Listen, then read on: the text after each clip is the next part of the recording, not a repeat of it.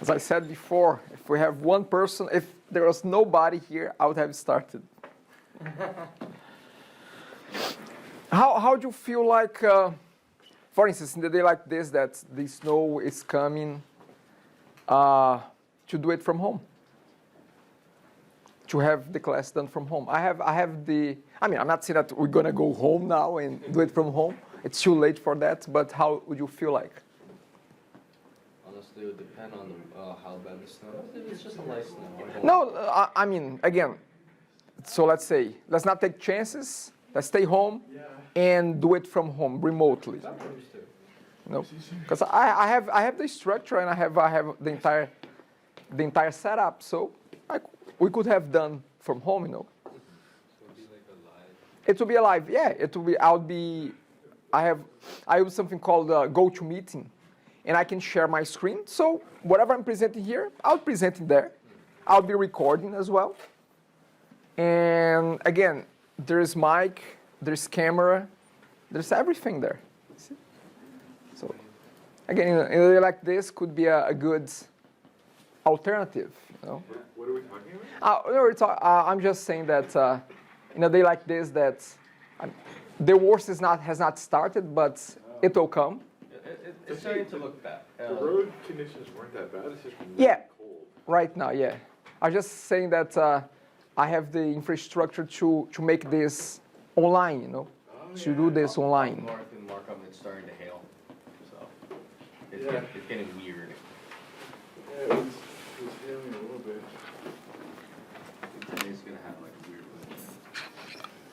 So if you want to, well, the very last, well, actually, we have to go next one in the following one as well, because it's the test and then it's the presentation, so we don't have much left.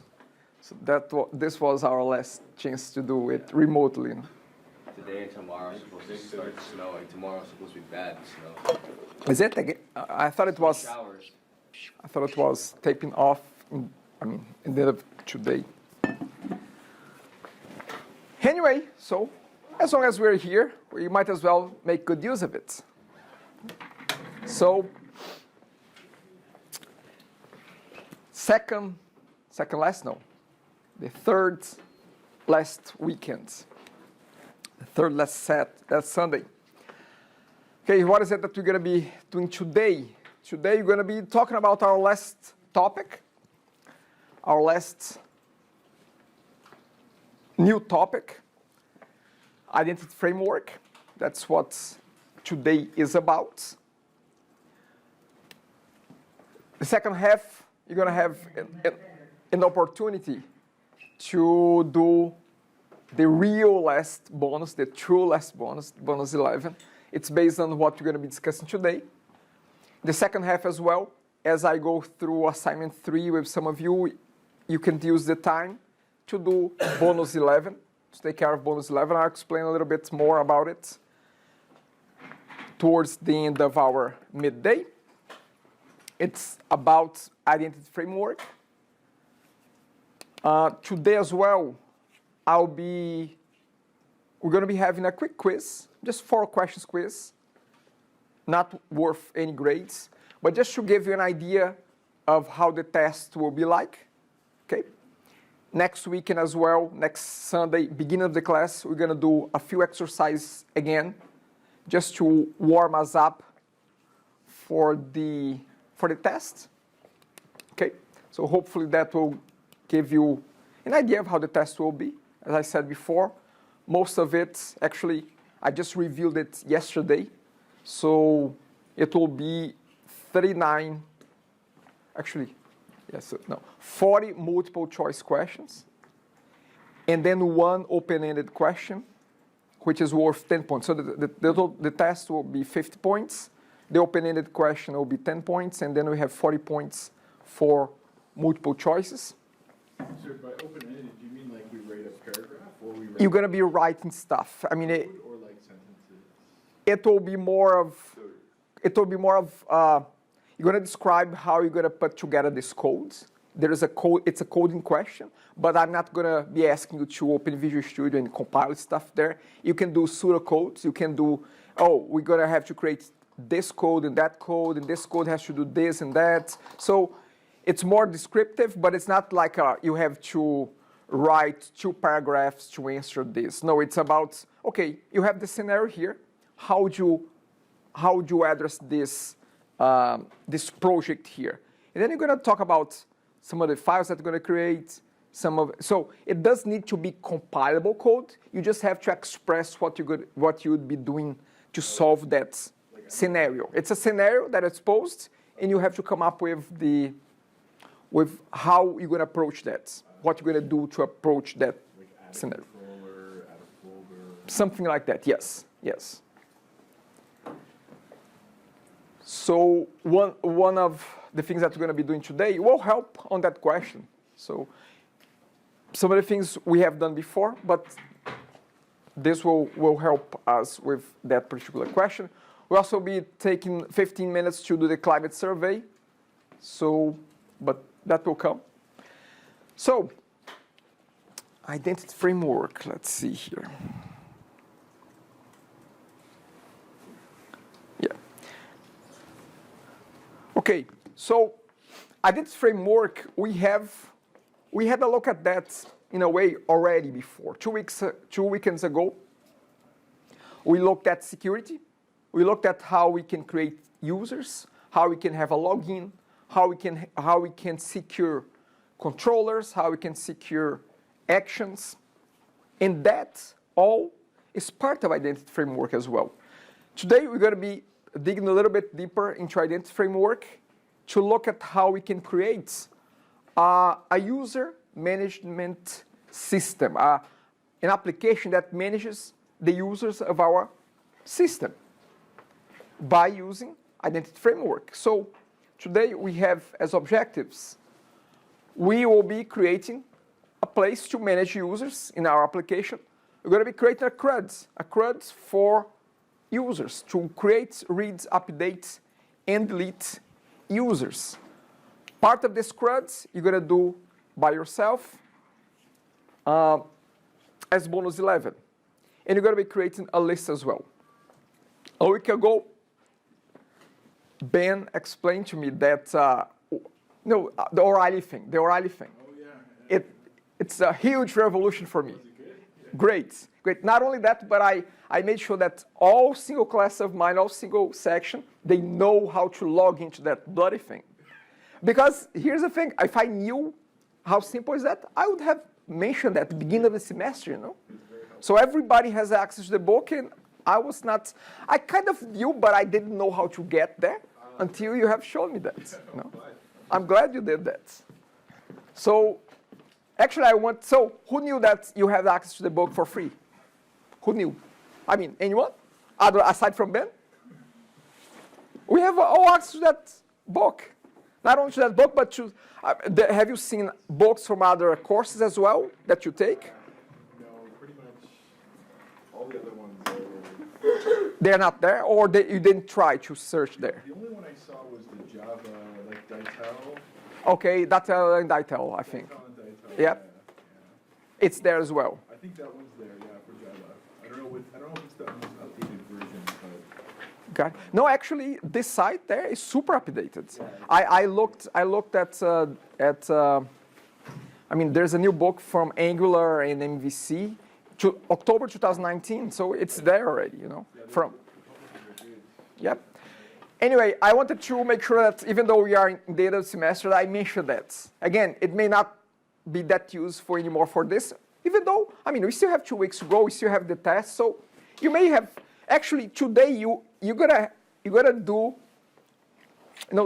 bonus 11, that book will help you because you're gonna just follow the steps that are in the end of chapter 28. So I wanted to show you this. Again, Ben, you know how to do this, but I want to show that to everybody else.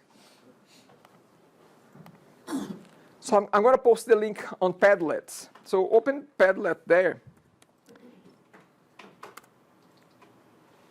And we're going to go to the O'Reilly website.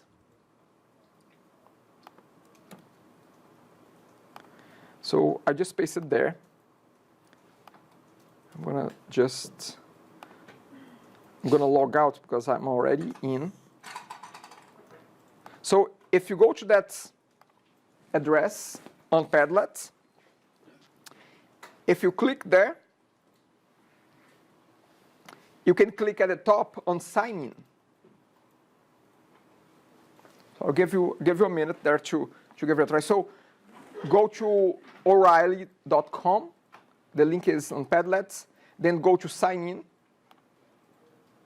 And then on sign in, there is a sign in here, red button. And then from here, when you put your Centennial email address, it will not ask for passwords because you're going to do a single sign-on. So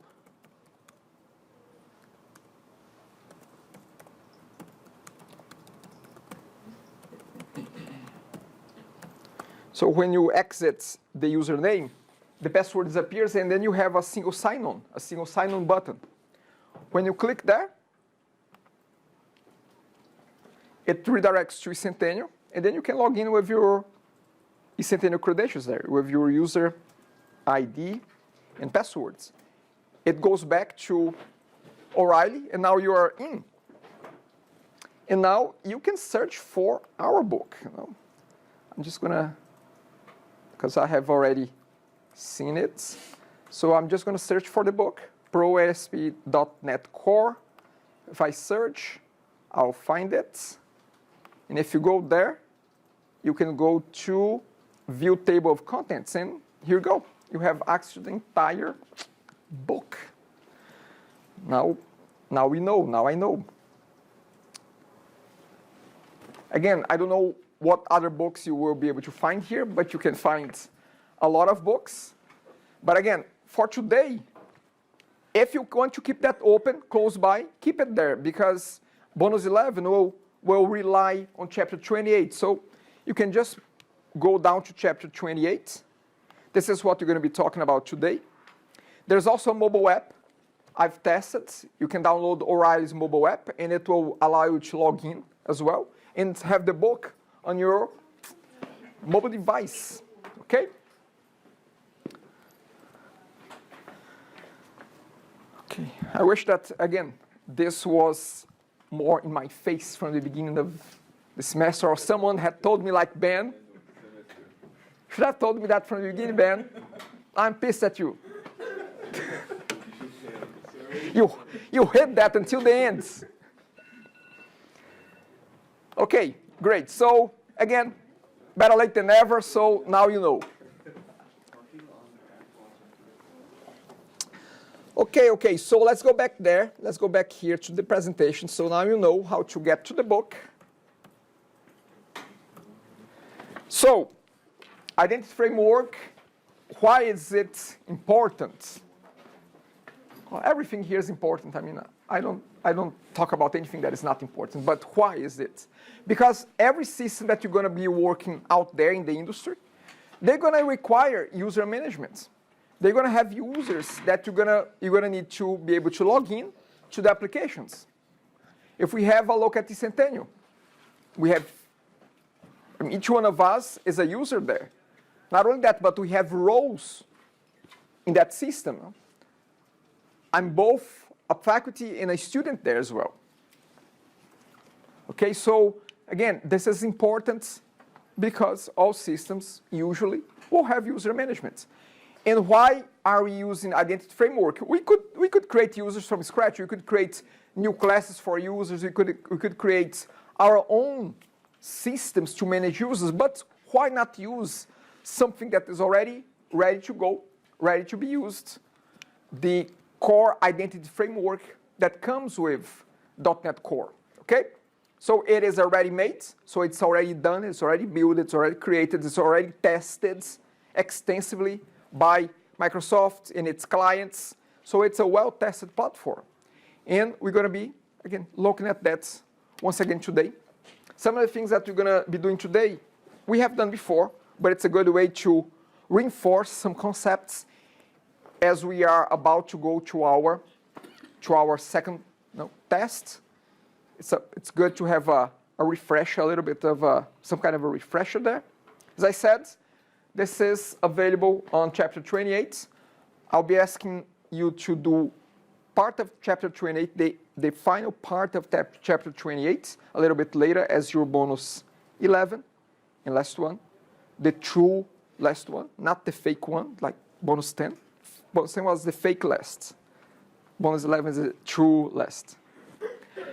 Okay, again here, our MVC diagram, we're going to be creating a CRUDs for user management. So we're going to be touching controller, you're going to be creating a new controller. For user management, you're going to be creating a few models. You're going to be creating our DB context. You're going to be creating a user model. And you're going to be having also views, a view to list users, a view to create users, a view to edit users. Okay. And we're going to start by creating that. We're gonna have a basic application that you can start from. And we're going to be starting by creating our application user and our DB context. Before we get there, I will open the final version of the code and I'll run it so you can have an idea what is it that we are working towards today, okay?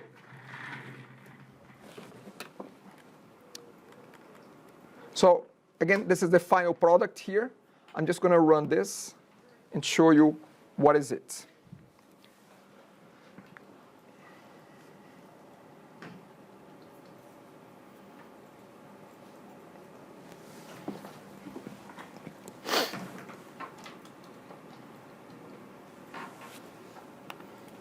Okay, so the initial view, it doesn't have much. Actually, it's quite irrelevant, to be quite honest. Doesn't matter. What matters is that we can type in admin, /admin, and then we can go to our user account management, which will allow us to create a user. Let's give it a try. So I'll put the username here. An email and a password.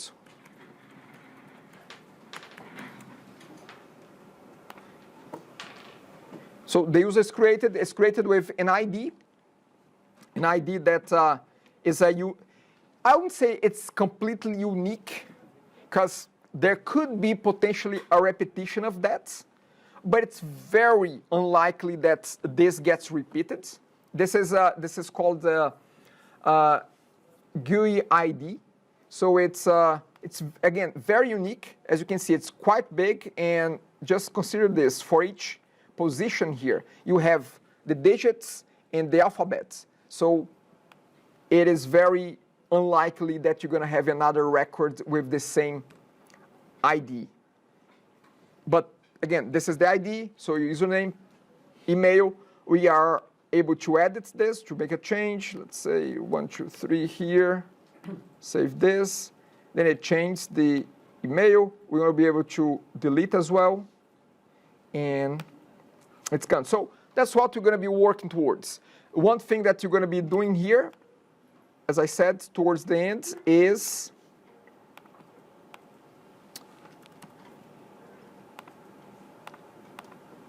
the editing, okay? The editing, you're going to be performing that by yourselves as your bonus 11 today. Okay, any questions before we get moving? Okay, so let's get moving here. Okay, so just to let you know, on eCentennial, if you go there, if you go to Contents, and then scroll down to Source Codes and Chapter 28, you're going to see the startup project. So the startup project is a project that I made available that you can download and you can use as a starting point for this project if you choose to follow along as I explain, as I demonstrate, okay? So as I demonstrate, you can focus here, you can go side by side doing it on your own, but use this one as your starting point because it has already a few of the configurations of the settings that we usually do from scratch, but instead of doing from scratch, we will get a startup point, Okay, so I'm going to use the same code here on my application. So I'm going to open a second Visual Studio here.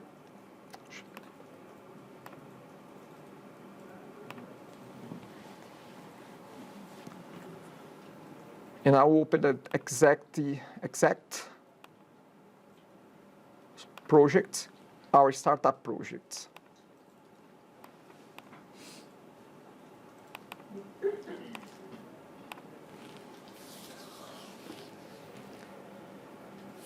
Okay, so in our startup, we already have quite a few things. We have the www root with Bootstrap already in place. We have libman to be able to get Bootstrap. We have one controller, which is our home controller, with one single action, which sends a dictionary to the view. Why is it sending a dictionary to the view? It just is. It's what is the example of the book is bringing that. Again, not very relevant to what we're doing, but it's just doing that, so no further comments on that. If you go to views, you're going to see home, you're going to see the index, which is taking the dictionary, and it's just printing out. Again, we're not going to be focused on that. But we also have the shared already with a layout, and then we have view imports with the tag helper. We have the view start with the layout. Okay, so, and we have our startup class with some of the basic plumbing already in place.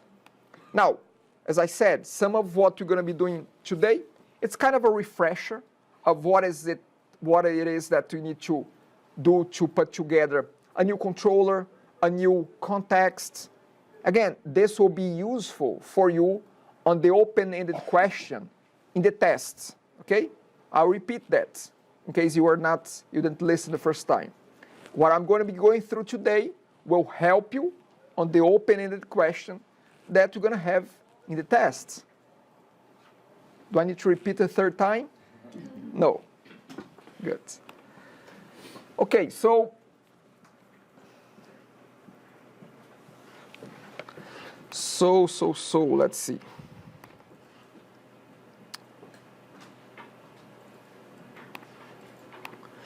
So we're going to start by creating those two things there. We're going to be creating this app user in the DB context. So let's start with the app user. So I don't expect you to remember that, but 2 weeks ago, we have started to work with this guy here, something called identity user, which is a class that holds the basic user information. What is the user information? Give me some properties of user information, of a user field, a user class. Password. What else? Well, think about what you need to log into a system. You need a password. What else? Username. Then we also have the email address. Okay. Password. Actually, here's an interesting thing with passwords. We don't store the plain password. We store a hashed version. Who can tell me what does it mean to have a hashed version? What is hash? It's kind of an encryption. It's not really encryption, but you can think about encryption because it's not a plain password. It's how can I say? Yeah, so what happens is that when you type your password, the system will run the password through an algorithm that will, in a way, encrypt that, encode that, and it will save the encoded version.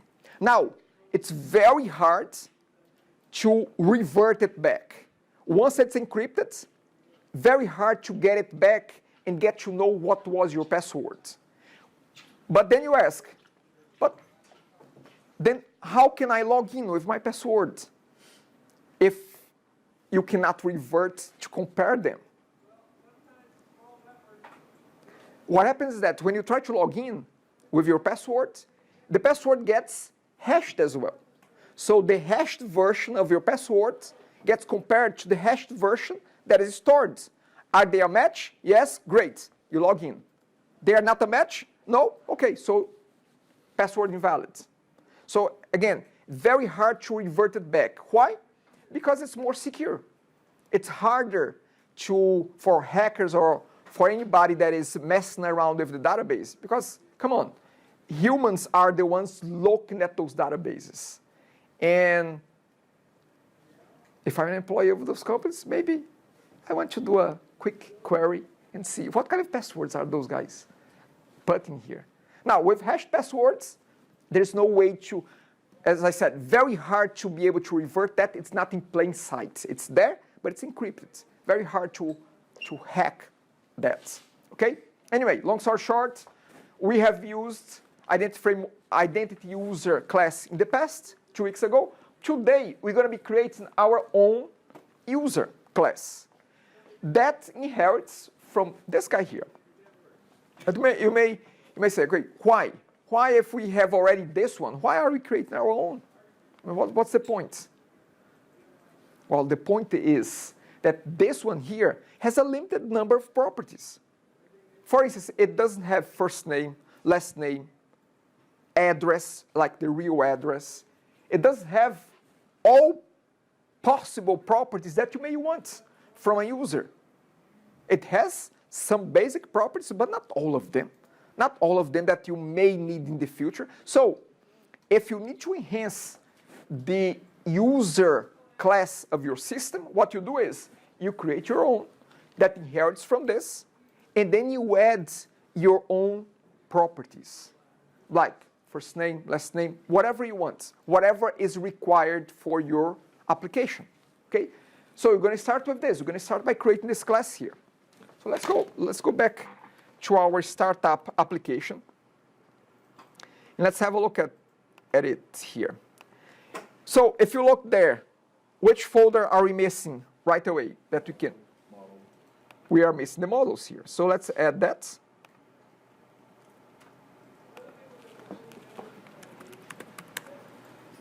Let's add models. And then under models, we're going to create our app user. So I'm going to right click there. I'm going to say add new item. Or actually, let me go to class already. So right click, add class. And then this is the app user. And I'm going to confirm. Okay. And then app user will inherit from identity user.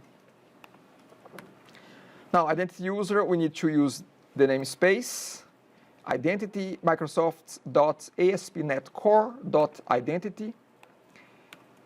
And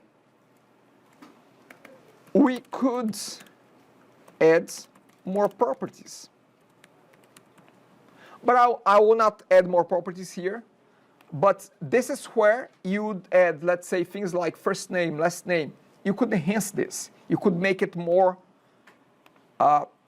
you could adjust the app user to whatever your application may require, may need. Okay, so here you create more properties.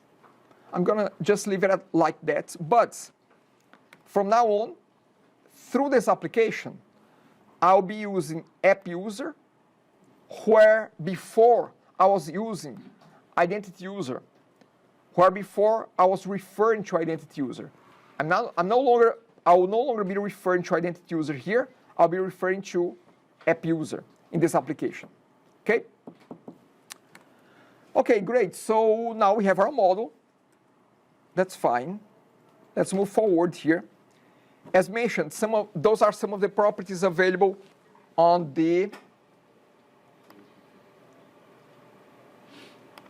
for the identity user. Okay? What's the data type for a password hash? Is it just string? It's a string, yes. Yes, it is. It's editable and you can change there. You can actually copy that and I don't know if you can set the same password to set to another user, but yes, it's a string. No, it's not a special type. So you have password hash there. You have username. You have user ID that you have seen that big string, unique string that I said that is very hard to it's quite unique. And then you have, of course, you have emails. There are some things that I won't care too much. You even have phone number here. And rows. Rows is a collection. Actually, rows, we can have one single user having multiple rows. Let's just think about eCentennial. I have two rows on eCentennial. I have a student profile and I have a faculty profile. So an identity application, identity framework that is sophisticated should have roles, the ability to add more than one role to the same user. Okay? If you are interested to get to know more about roles, and I know that you're anxious to look at that. We'll go home in the snowy day like today. It's a great day to read about roles. So you can go back to chapter 12. On chapter 12, the very last video, 20 minutes, I spent 20 minutes explaining how you create roles, how you assign roles. You have the source code there as well. Again, just for your reference, you have a lot there. Just checking here if there are any questions. Any questions?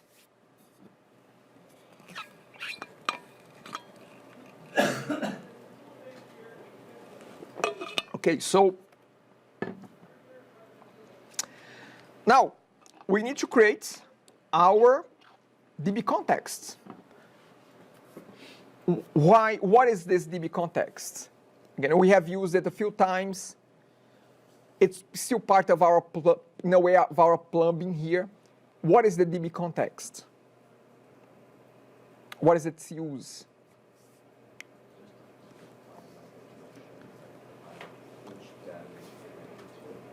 Well, it uses that. DB context needs that, but it's not that. It requires that to function. Yes, but it needs that. But again, it needs the connection string because it is the bridge from application to the database. So it's the bridge from application to the database. The entire application, whenever it needs data, it will use the DB context. Whenever it sends data to the database, it needs the DB context. So it's one single point of connection to the database, okay? So that's why we need this guy. So let's put this together. So let's go to our models folder, right click, go to add class, and we're gonna add the class called app identity DB context. See if it's right. Yes. So we're going to create our app identity DB context as a brand new class.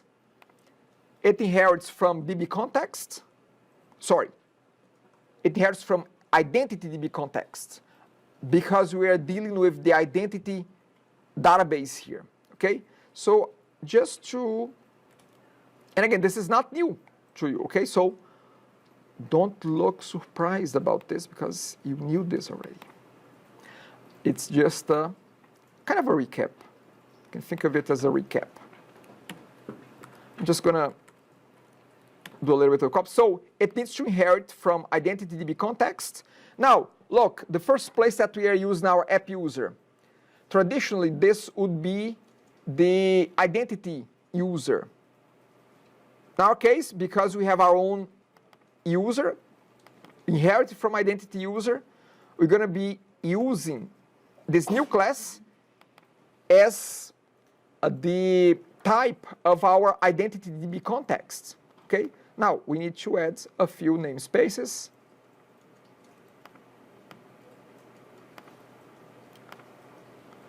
And we also need to add another namespace here.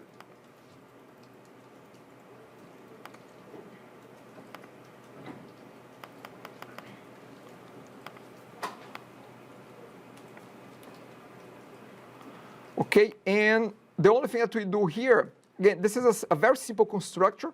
We just call the base constructor, the constructor of identity context, with the same options that are sent here. So this is, again, our DB context. Now, next step here, we have our DB context in place. Next step, what do we need to wire? What do we need to hook up here?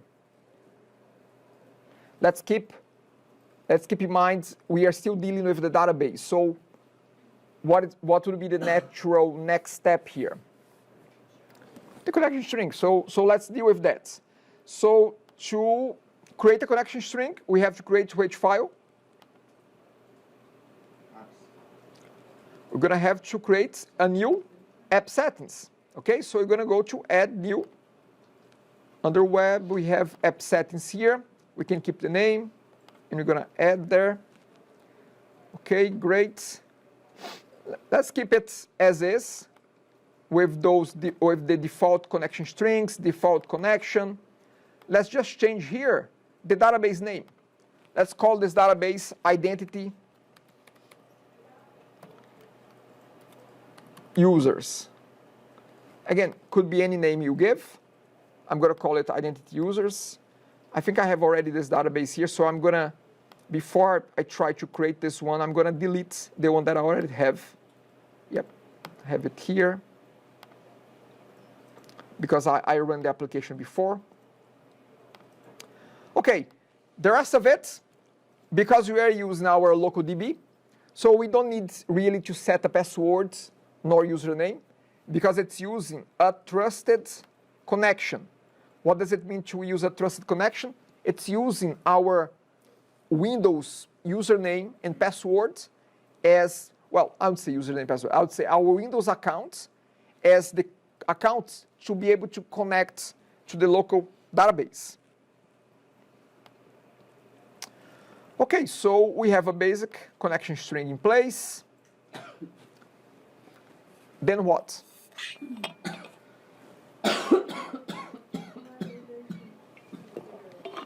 We do what? We're gonna do the configuration. Where are we gonna do that? In the startup. So we're gonna go to the startup. We need a class here to be able to read the information from the app settings. So again, the first one that we're gonna be creating a property called configuration to be able to read the app settings. So I'm gonna declare here a public configuration called configuration. And configuration comes from the namespace, Microsoft extensions, configuration. And then, sorry, this is a property here.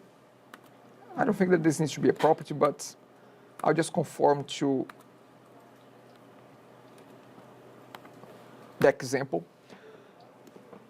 Now, this is an interface. We need to create that. And we're going to be using actually, which strategy are we going to use to create this configuration here? What is the name of the strategy that we're going to be using? Dependency injection, yes. I can tell you this, there will be a question about dependency injection in the test. Because if there's one thing that I would love that you leave this course knowing, at least, having a good idea is what dependency injection is, why it's used. The question in the test, I can tell you, it's about what it is and how it's used. So you may want to research that so you can see tests. What is the point of a test? Anyone can tell me? Test is just another tool to make sure that you learn stuff. It's not about having it right or wrong. It's about pushing you to learn stuff. Anyway, configuration. So yes, let's use dependency injection here. How do I get dependency? How do we implement dependency injection here with this configuration? It's usually done via what? What do we create next here?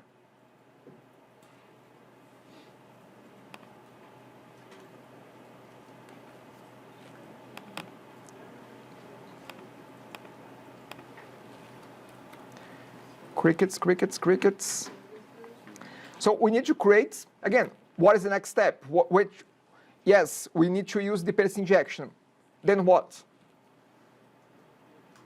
Dependency injection is usually manifested, we usually implement that via constructors. So we have to create a constructor for our startup class. So let's go to and call it public startup. Let's declare init configuration as a parameter. And from here, again, .NET Core will be the one injecting here this configuration. So we're going to say configuration equals to conf here, or to configuration, or however you want to call it. Okay, so again, this is yet another example of dependency injection. Okay, so now we have our configuration being created, initialized here. Now we are in a point that we can connect to that database. Okay, so we're going to be using, let me see here.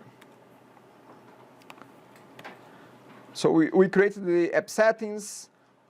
We need to be able to read the configuration and to connect to the database. So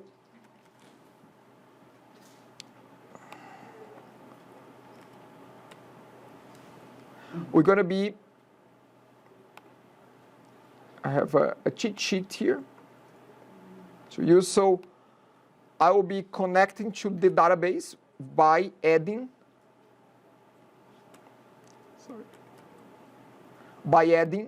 in the configure services, by adding one more service to our services collection. So we're going to be adding the DB context and using as a parameter here, using as a type, the app identity DB context that we have created before, and we're going to be using SQL Server. By the way, I just came to understand that if you are using a Mac, you can use SQLite, okay? SQLite would be able to work okay in a Mac. So instead of using use SQL Server, you're going to be using, I think it's already here, .use SQL, sorry, let me first, because it needs a namespace. So SQL Server is because we're using in a Windows environment, LocalDB use SQL Server. However, if you are running on a Mac, you can use SQLite. SQLite runs on Mac, okay? For future references.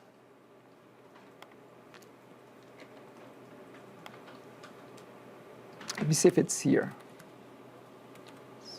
No, it must be another namespace that uses SQLite. Okay, what else we need to change here in this line? This is one single line, but I just broke it down into separate lines. What next here in this line? What do we need to adjust? Let's look at our connection string. Look, this is how our connection string looks like right now, and this is how it's looking like here.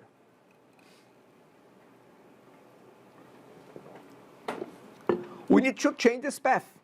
We don't have a data node. We have connection strings here. I'm just making a simplified version of the connection string, okay? Of the app settings. So we just have two nodes, connection strings, and then default connection. And I'm gonna just get rid of this. Again, there's no right or wrong. I can tell you that this is enough. If you have a second connection string, you could add a second line here. You have default connection. You could have a different one as well. Anyway, with that, we are now able to connect the DB context to the database via this line. This line is the one that makes the connection happen between the DB context in our application to the database, okay? One single point of connection here. Great. So we have the connection to the database. Now we need to add the identity service. So we need to add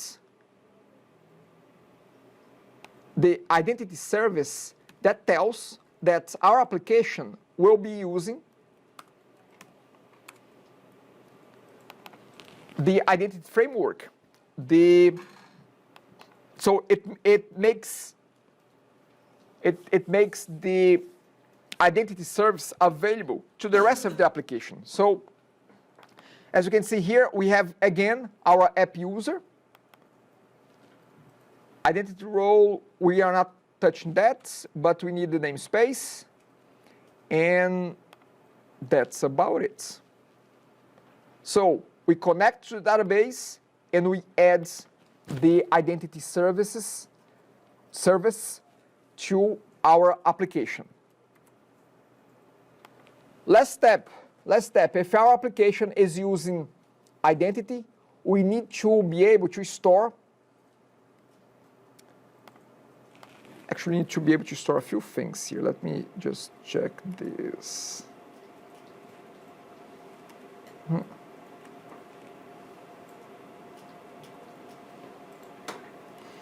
Yeah, we need to be able to use authentication under configure. So configure, you have to add use authentication to be able to log in and log out. Now, we're not going to be creating login and log out here in this application, but I'll add the use authentication here anyway. One thing that is very important, and this is important for your project, because the project requires authentication. Authentication must be added before you use MVC.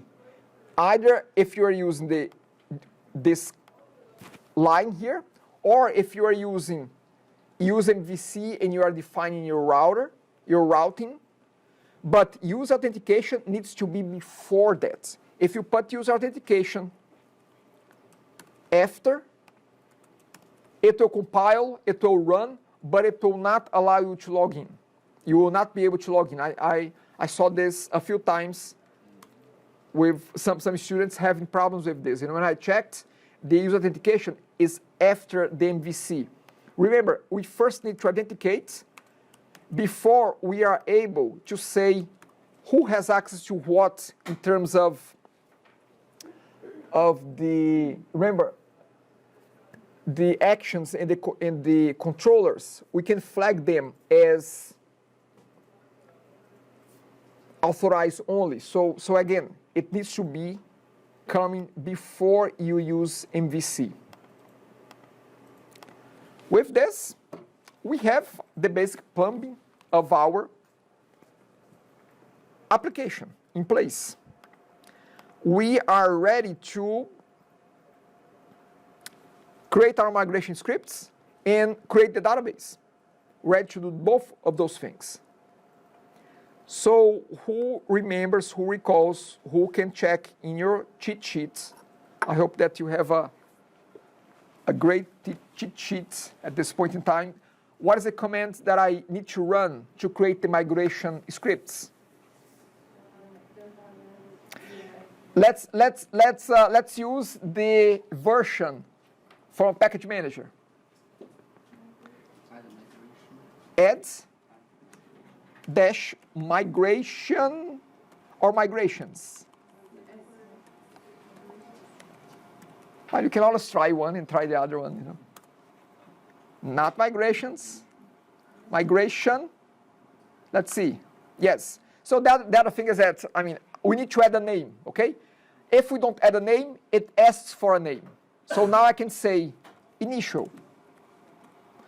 You could have said add migrations space initial, and then it would have not asked you for that. But because I didn't add, it's asking that now.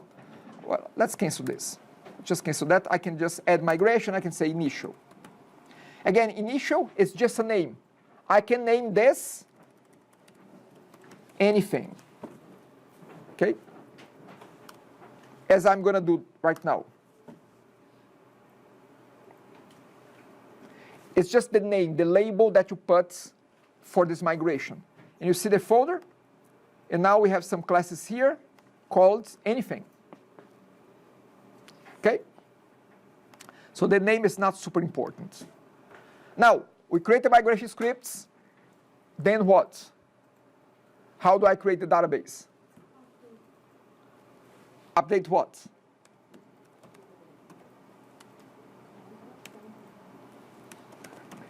Now, do I add the context or not?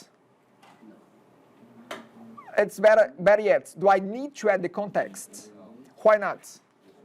Because You didn't create migration context. okay, so how many contexts do I have right now? Just one. So because I just have one, I don't have to specify which one I want to run the update for. If I had multiple, I would have to specify, okay? So I don't have it, then I can just run it.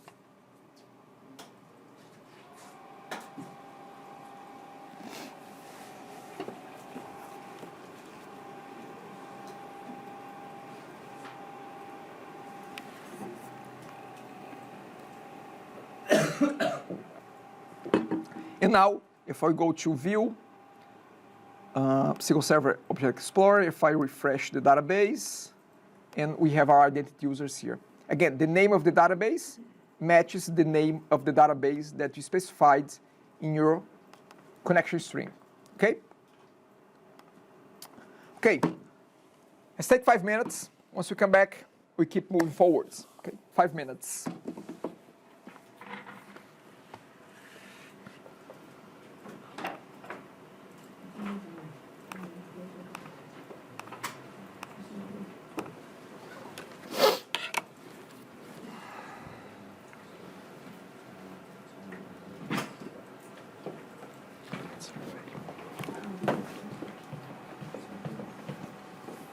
Want me to change anything here to see it better?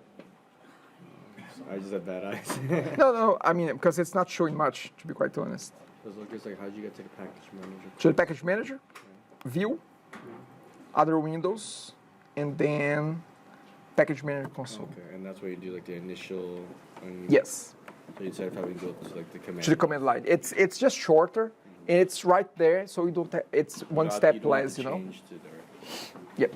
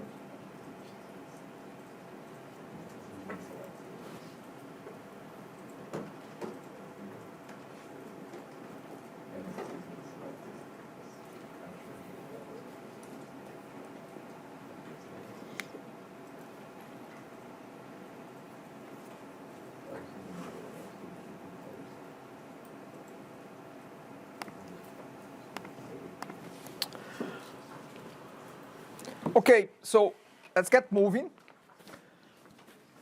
Okay, I would like to put a pause for a second in what we were talking about, just to make sure that I cover a few other things that we need to cover today, and I will get back to this in a few minutes after we are done with what we need to get done. So the first thing that I want to mention is about Udemy. Who knows what Udemy is? Udemy, or however you want to call it.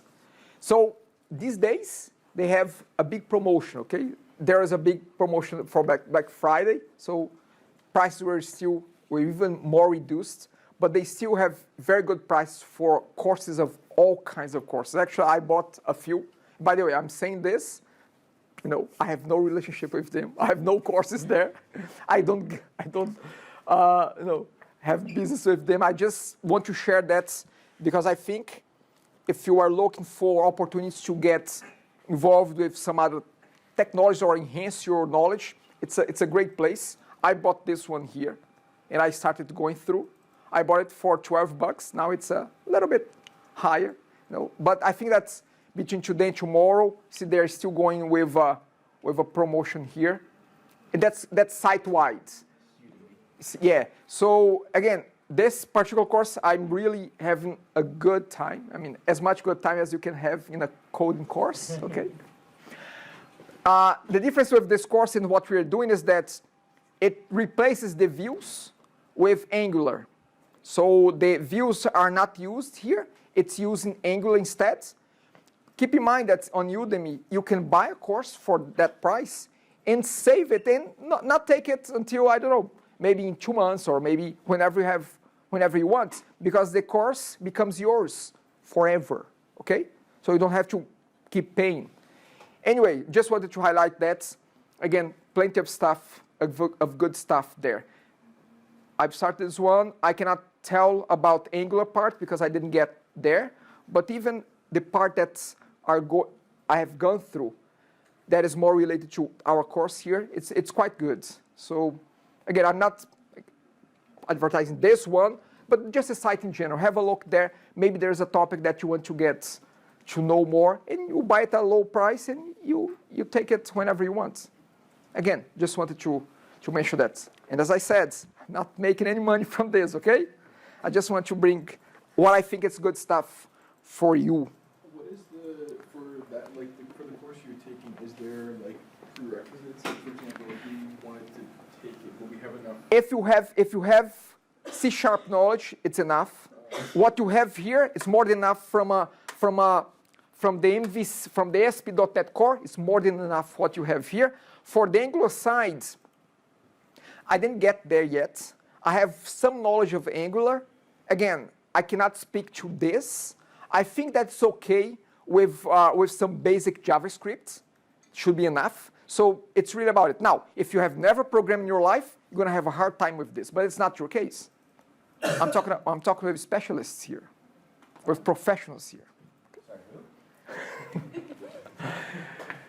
Anyway, that's it. That's my spiel. Okay. Next one, next spiel. Now this one I'm selling, okay? I need to sell this hard to you. So I'm talking about climate survey. Every semester, Centennial wants us to get our classes filling out the climate survey. I don't mind, I don't care what you put it there. So go, spill your guts. But the important thing is that you fill it out. So I'm going to take 15 minutes of our time right now so you can fill out the climate survey for this course. You can go to Centennial.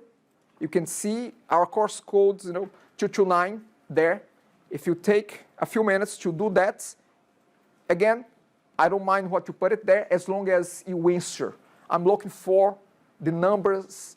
I can see how many students have done. I cannot see who did. But again, my job is really to get you to fill it out. So I'll take the time to do it now.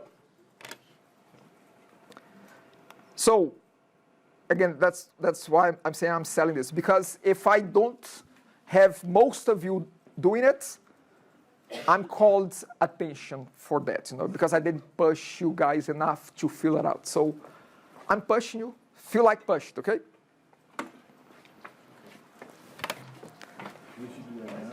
Yeah, so let's take a few minutes now just to fill out the climate survey.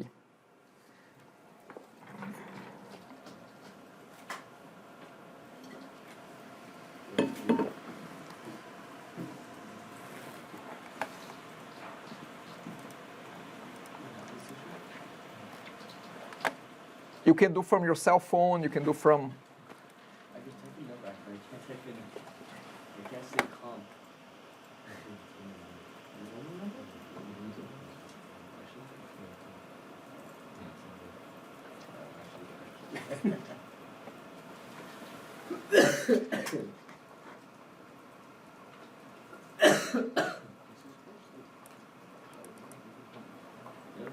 Yeah, would this be hybrid?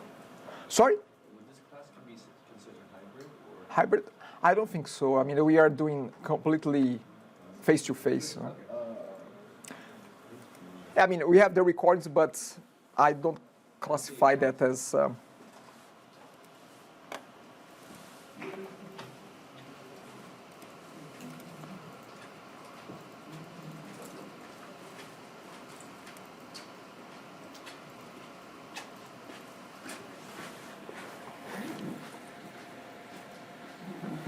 While you do that, I'll take attendance.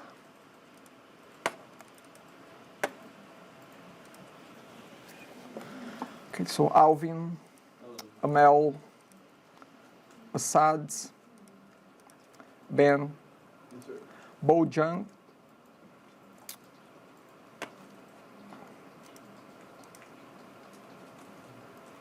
Brandon, Carlos, Gary, Alan,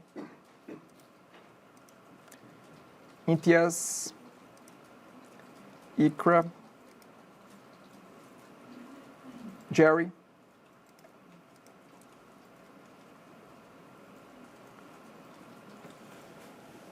Jinyuan Chan,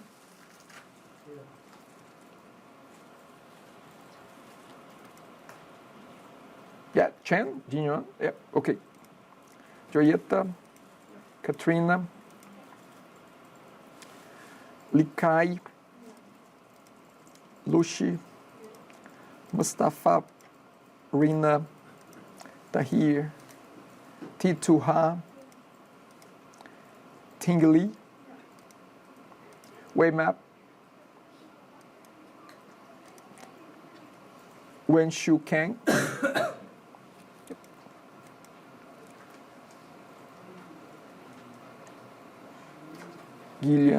Gillian, Xinglong Lu, wide beam, ings out. If I did not call your name, let me know.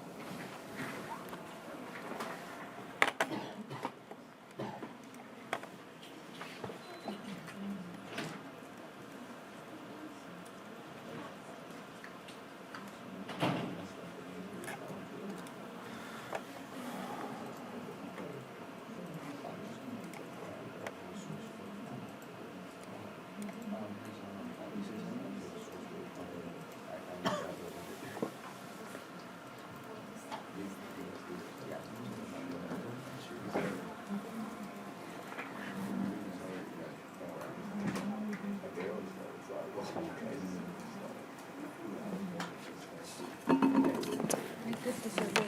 Okay. I don't know why it's. Okay, let's see.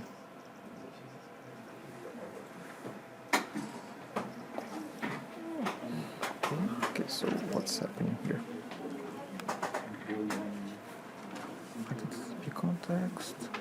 Do you have the... Can you move the mouse over there again so we can see the arrow? Cannot be the parameter.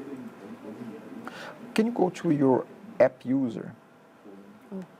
Missing something? See, you have to inherit from identity user. See, that's just that. See, Oh. you have to inherit from identity user. Okay. That's it. Okay, thank you. Okay, no problem.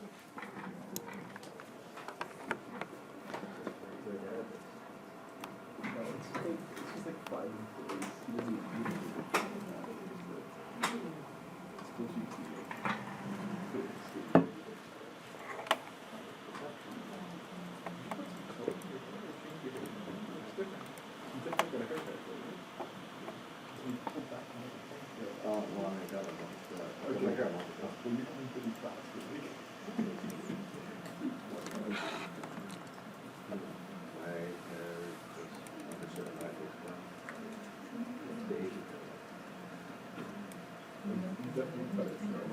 I didn't cut it. You know, but at some point in my life, I had to. The last time I saw you, it was recorded to us. I'm pretty sure you got it. Yeah, still go that one, yeah. I got a bird that bird.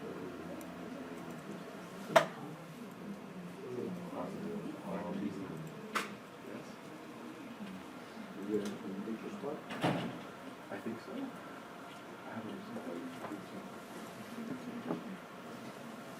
Not sure. Kind of apathetic right now. Fingers crossed.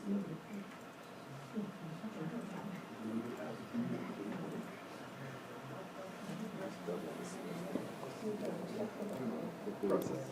Process is kind of I'm actually like 3 months old. I'm really pissed off.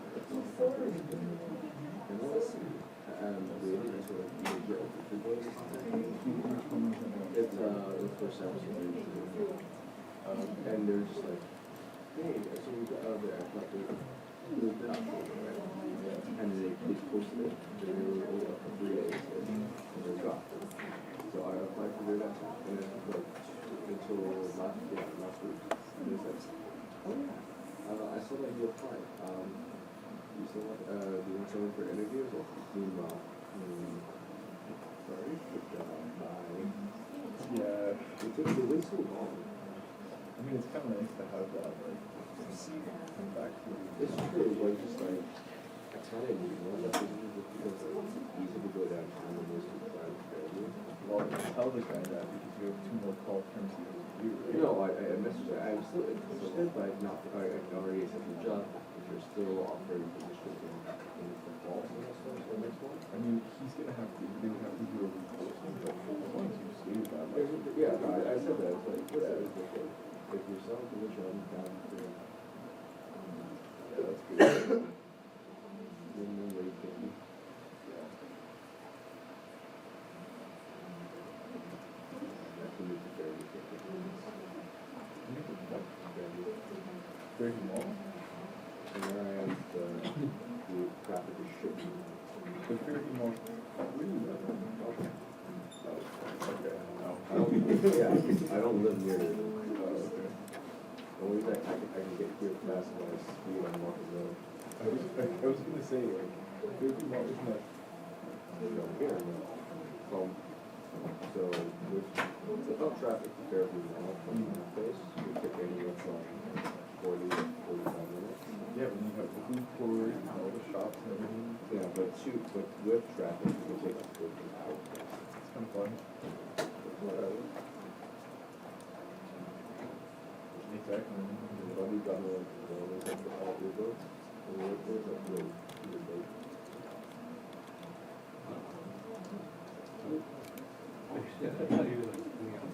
No. I no longer have that thing where it's just like my phone drops out and I'm getting something out of it. Like, about $100, right? No, it's a good one. I know I heard that, but this is no way. Yeah. There's no way they got money to go with that shit. All like 30 bucks. What's up? Go with it. So, my friends were tired of me because of shit, so we got me this. What is that? So, then I'll use my phone, Uh, and then tap this. Finds it, and I can use my phone to find my wallet that I put in here. And literally the day I got it, I put it in my wallet, I lost my phone. I'll be honest with you. I like the wireless earbuds better.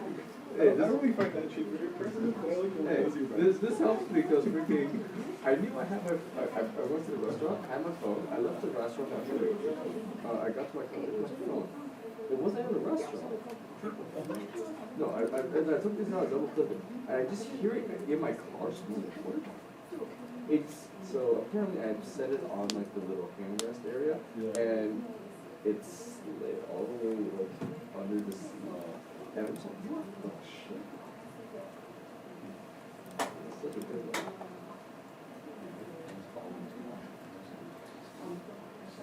Yeah.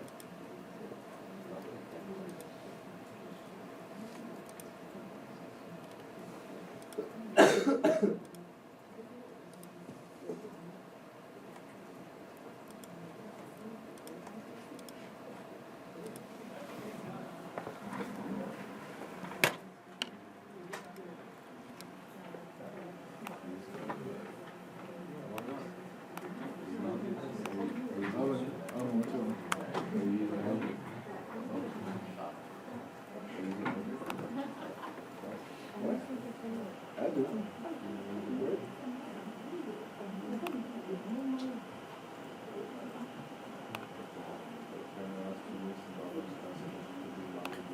Just go through it. No, what class is this for? It's not a class at this point. It's not a class at this point? Not a class. I'm something to get this is going out of this, is this a instructional boy or what? You might wanna, if you end up on a block, I mean, bubbles, to go, I mean, you can either go or go to the, facilities downstairs, and then I'll take a leave in that. Yeah. It's not that hard, right? You just bounce into a new course. It's a course in No, if you can't bounce out, like unfortunately, that was my situation, I couldn't bounce out.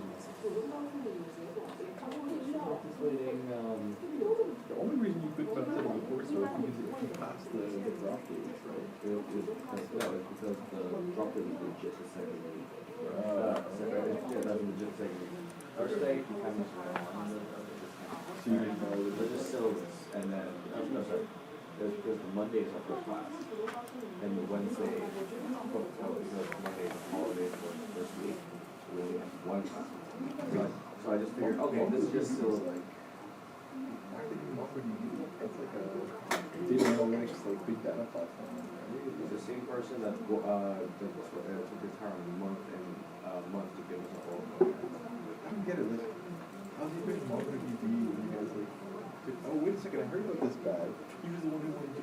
I heard about this guy. He's the one that wants to use a virtual machine, right? Yes, you want to download your own virtual machine, start as so you I can heard your own about this server. guy. I heard about this guy, and the first few classes was a bunch of coding for him. I can't remember, but someone was like complaining to me about their first class, and they told me exactly that. I was like, yes, use a virtual machine instead of getting a local logic.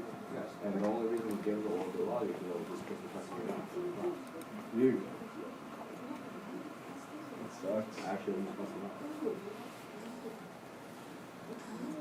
And the best part is like my friend is he's in a one section of this class, and I think after like I expected, like if you say that, we really give your class these cheesy stuff. I'm cheap as fuck. Damn. Have you guys ever done AWS deployment? You know, a lot of projects are like Azure deployment. That one guy asked me that in the interview. He's like, "So, have you ever done AWS?" No? Yeah, I don't think it's too bad. I think it's probably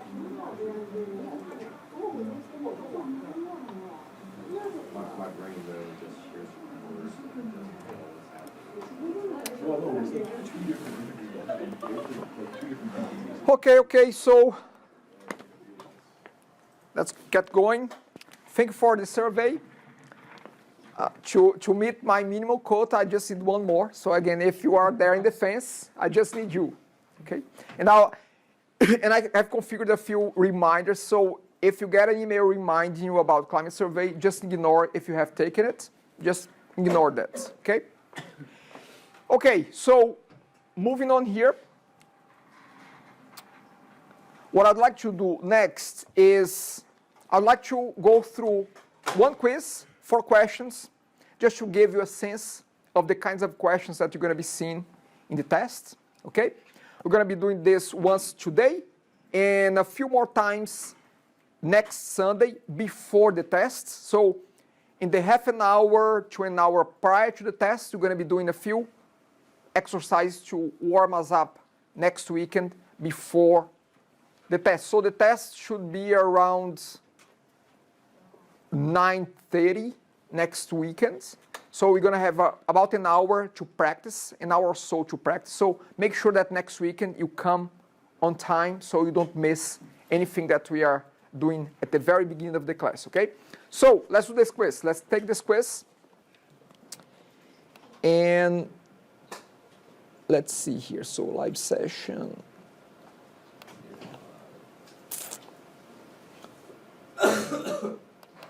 So give it a try. Here's the ID.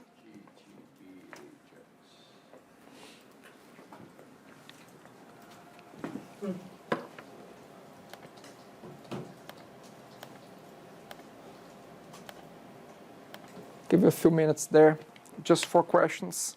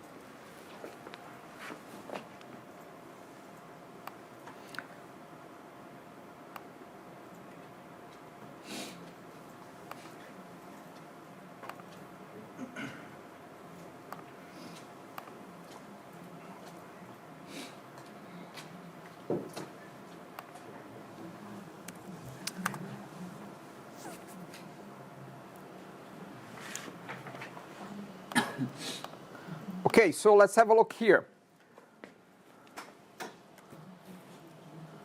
Numbers were not that great, so we need to improve those numbers. Okay?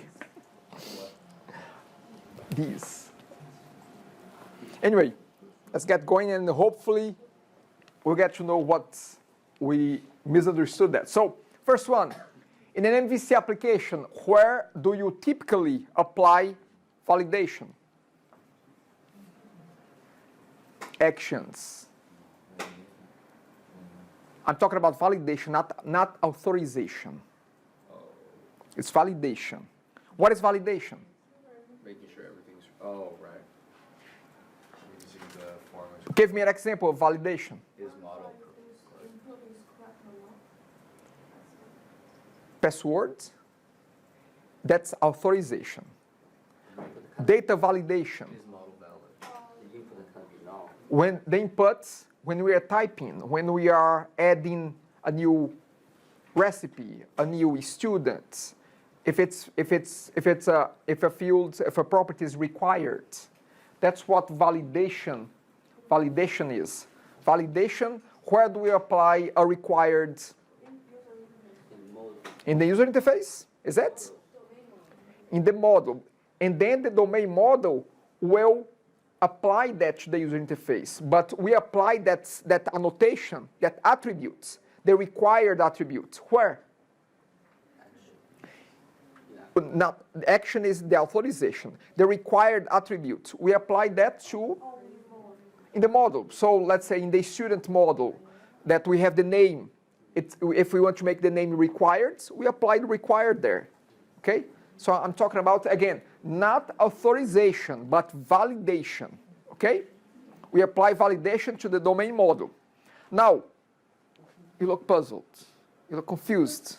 Because in the book, it says always in the view we do the validation. Authorization.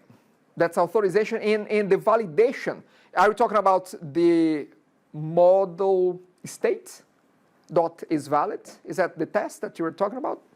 No, I'm not talking about the test, just the introduction of the MVC. In the book, it says in the model we only do something like the calculation or some construction. Okay, if you show me exactly where the book says that, I can clarify that for you. But I can tell you this, validation, we make the valid properties, valid fields in the model. Now, we do things like we check if it's valid, model state is valid in the controller. But that's taking into account whatever has been defined in the model. Again, if you want to show me where in the book it's saying that, I can clarify that a little bit more for you, okay? Any question here?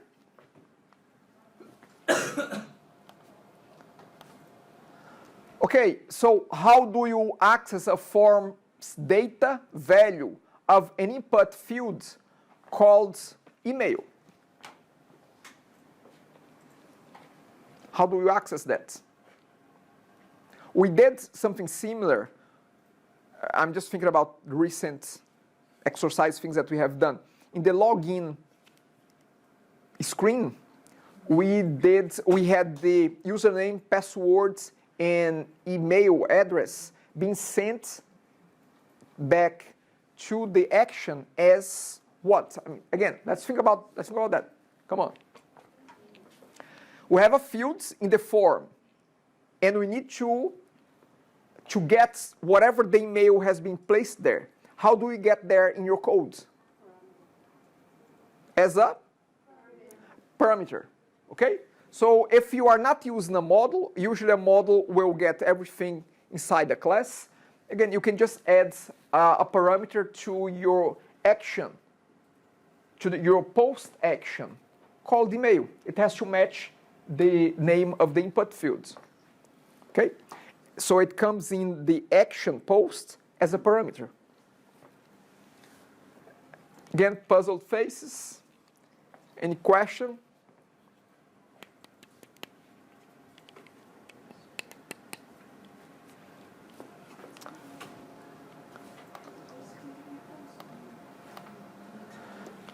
Okay, let's talk a little bit about migrations. Package manager, not the command line, but the package manager here. So when creating the migration scripts, which parameter do we have to use in the package manager console to specify which database we want to generate the scripts for?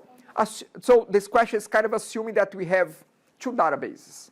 So which parameter are we going to use to say which one we're going to be creating the migrations for? Which parameter? Context, okay? We specify the context and then the context class name after that. Okay, this is one question that's,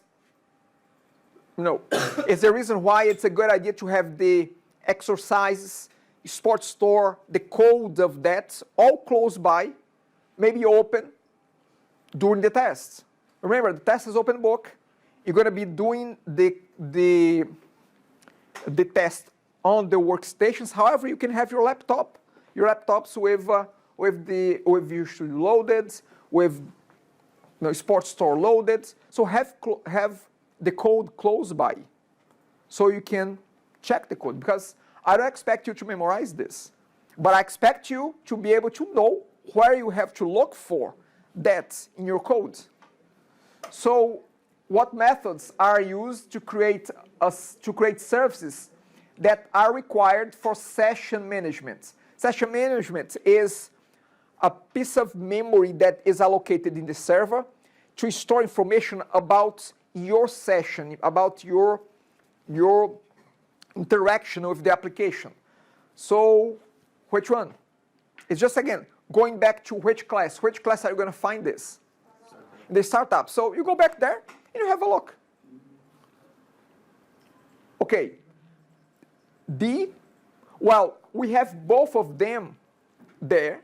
However, we are talking about session management. Session management is not about MVC. It is add memory cache and add session. These two are there to allow session management, okay? So again, have the codes close by, accessible right away, so you don't have to scramble, oh my goodness, where I have to download from eCentennial and in the middle of the test, okay? Have them downloaded already.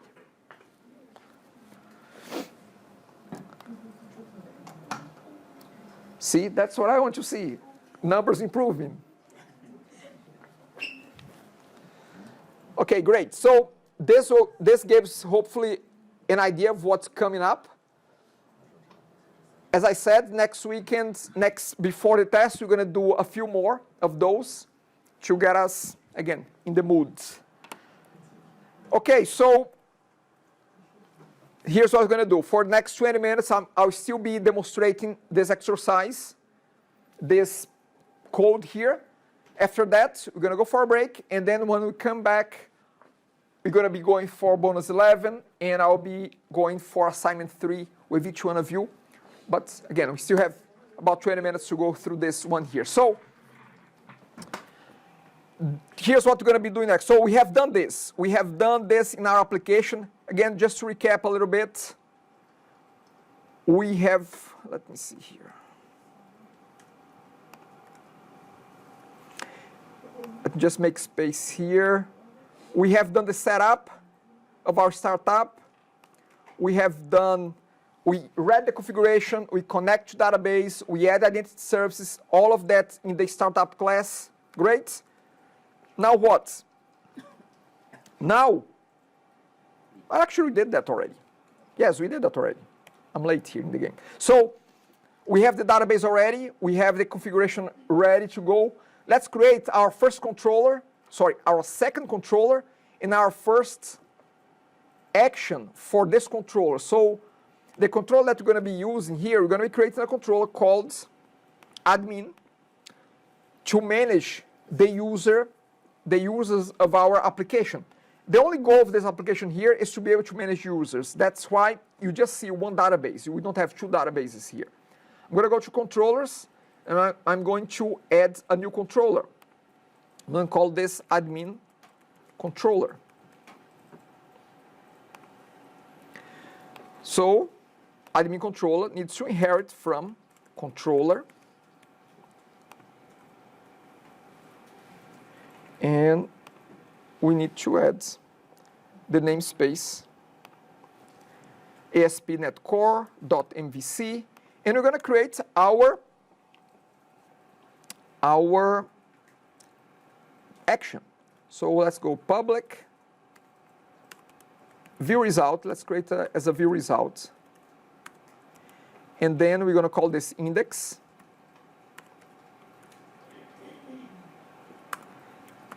And we're going to return view. Now, this view here, it will return a view that shows, that lists all the users, okay? So we're going to create, so we have the action, we're going to create this view here. Actually, before we create the view, let's take care of a few other things here.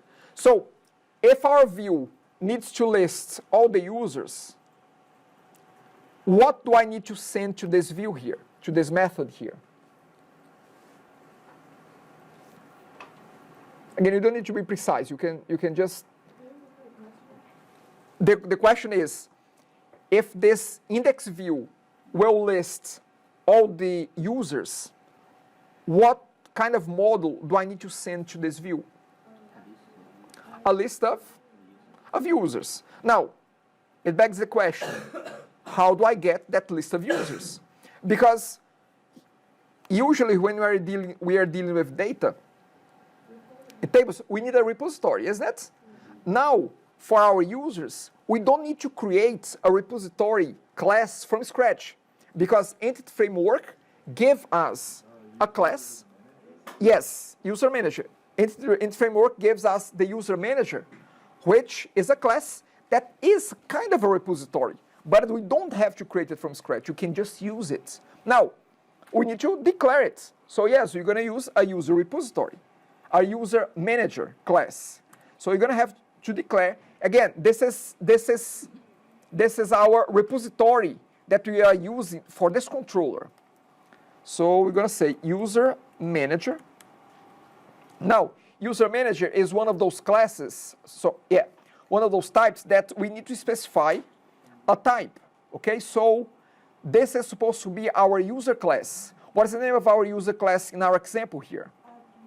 App user. So we're going to say user manager app user. And to be able to use user manager, we have to add a namespace. So Microsoft ASP.NET Core.Identity. And then I'm going to call this user manager.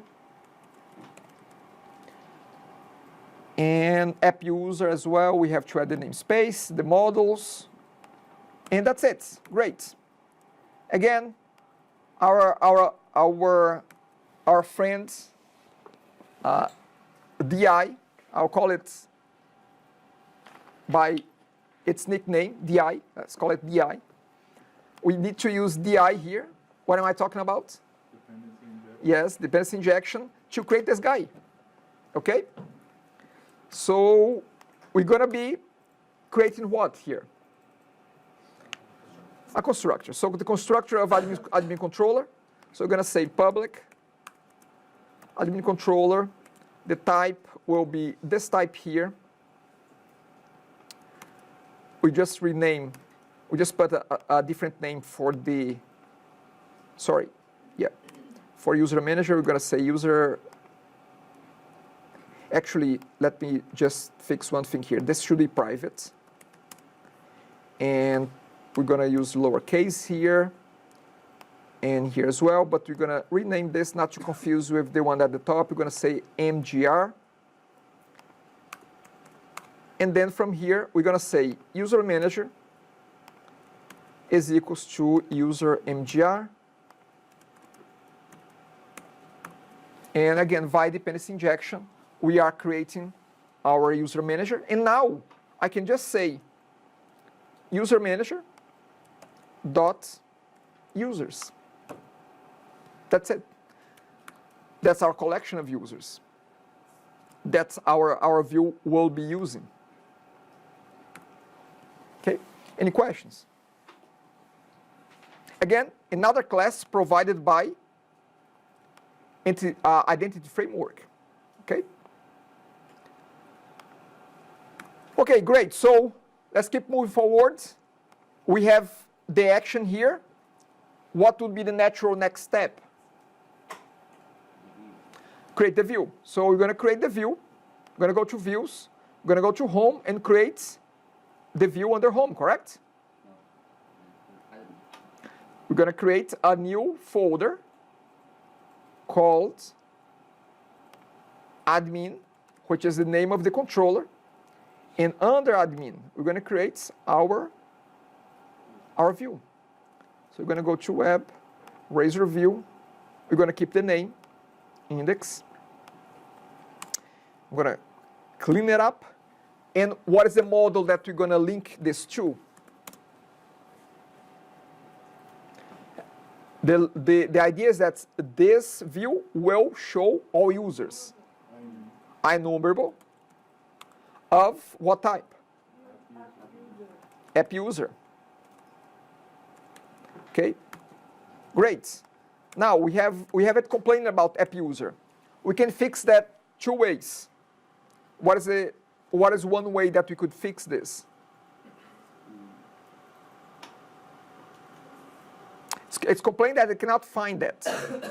So we can fix that in two ways. There is a good way and a not so good way. But still, both of them would fix that. What would be, let's say, the not so good way? Yeah, you could add the entire path, the entire namespace. Or you can use, is that layout? View imports, we add the tag manager and also, sorry, not tag, yeah, tag helper. And what is the directive that we need to use here? At using. Well, we can just put the path there, which is the application name, users, dot, models. And that's enough. Actually, there is no semicolon. That's enough. And now, if we go back to our index, it's okay now. Okay, so we just have one layout. Do I need to set the layout here? If let's say I want to use this layout here. Do I need to set it here? Yes or no? I don't. But why I don't have to add it here? Because there's someplace else that this has been set already. Where? In the view start, we have the layout already. So all views underneath that, under this folder, will be using the layout. Unless we say otherwise. But we just have one layout. We're just going to keep that one, so we don't need to. We don't need to edit here. Okay, so which structure, not HTML structure, I'm talking about Razor structure, do I need to use here to show the users, the user information? I have to do a for each.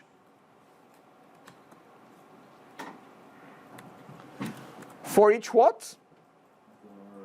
It could be var, it could be app user. I'm going to just say var user in model, because our model is the list. And then we're just gonna go one by one. I didn't put any HTML yet. I'll just add, we're just gonna say, let's say that I want the the user ID. So I'm gonna say user.id, and then I'm gonna say user.username, and I'm gonna also want user.email. Of course, we're not gonna print them out like this. We're gonna put this inside a table. So let's have here a table. Table will have the first line will be the headers, and then we have ID. Then we have username. Then we have email. And this for each will be placed inside. So for each inside, and then I'm going to say tr again, and now we're going to have td. We're going to put the user ID there.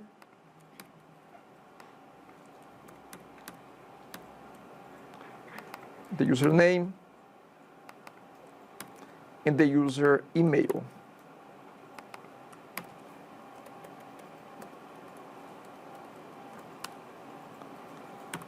Okay, great. So now we are showing the information. So what are the 3 actions that we have to add here somehow? We have to add a way for the user to be able to do what? To add a new user, to create or add a new user, to edit, to change, to update, and the last one, to delete. Okay, so we have to accomplish those 3 actions here.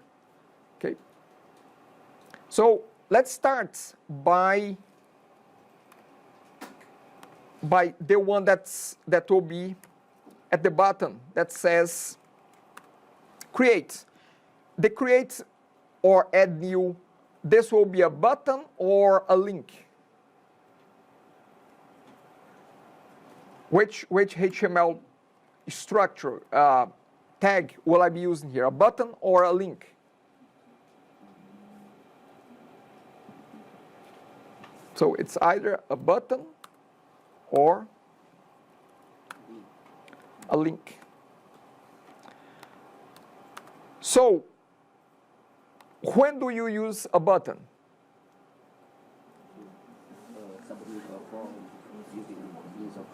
When you inside forms, when you are submitting information, okay?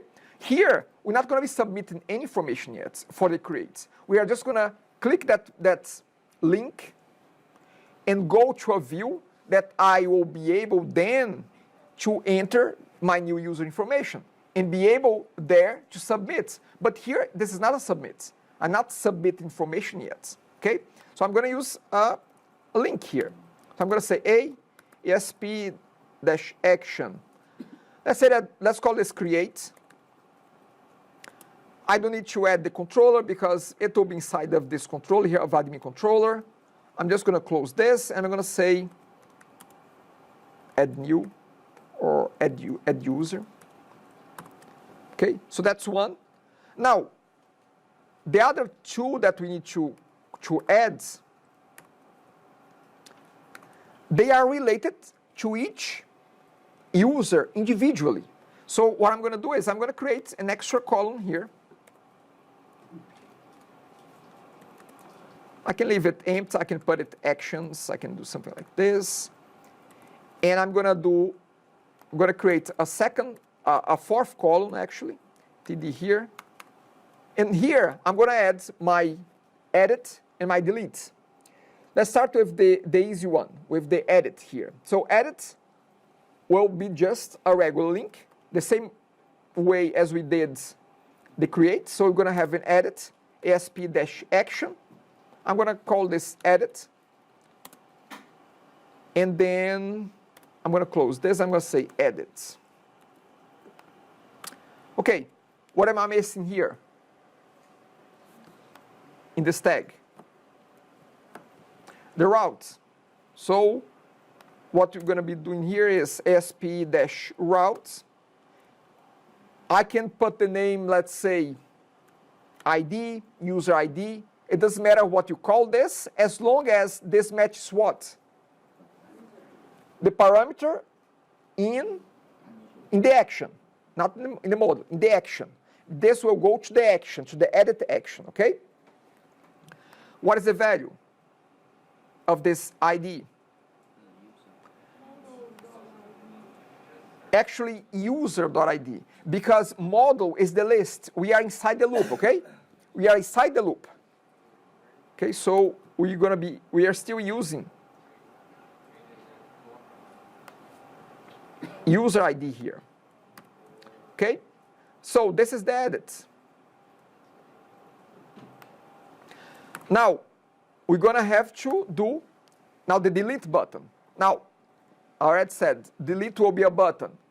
So it needs to be inside a form. So we're gonna say form ASP.action. This will be the delete. And the methods will be a post methods. And we're going to be adding the button here. The type will be a submit. And we're going to say delete here. Now, again, I'm not worrying about the CSS that needs to be here to make it look pretty. I'm just looking at functionality here. So what else do I need to put inside this form? I need to put the user ID. That will be what type of field, what type of tag is that I'm going to use here? A hidden. So I'm going to say input type equals to hidden, and then value. What is the value? User ID again. So you're going to use the same thing here.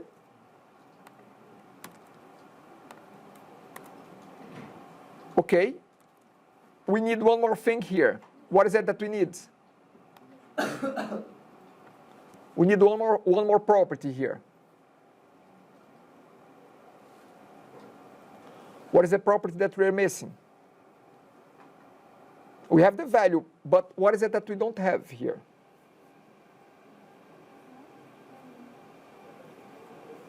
How do you know the what of this? Let me ask you this. This hidden field, what is it that it will become in the delete action? It will become what there in the delete action? When we create our delete action in the controller, this becomes a parameter. Yeah, so for this to become a parameter, what is it that we need in that parameter? We need I heard that, yeah. We need a name. So we need to say name equals to, and just for the sake of consistency, let's call this ID. So remember the question in the quiz that asked, how do you get the email address? That's it. That's what we, now this is hidden, but this is it. This is how you get this ID back there in your action delete via the parameter. And this name has to match the name of the parameter, okay? Again, parameters in actions, they can come from two places. From URLs like this, or from fields like this. Two places. In a get, you get it from the URL. In a post, you usually get from fields like this. You could also get from the URL, but I want to focus on this part here. That's it. Now we have our list with 3 actions. They are ready to be used, but of course, we are missing each one of the corresponding actions. Okay? Okay, let's go for 10 minutes. Once we come back, we will carry on.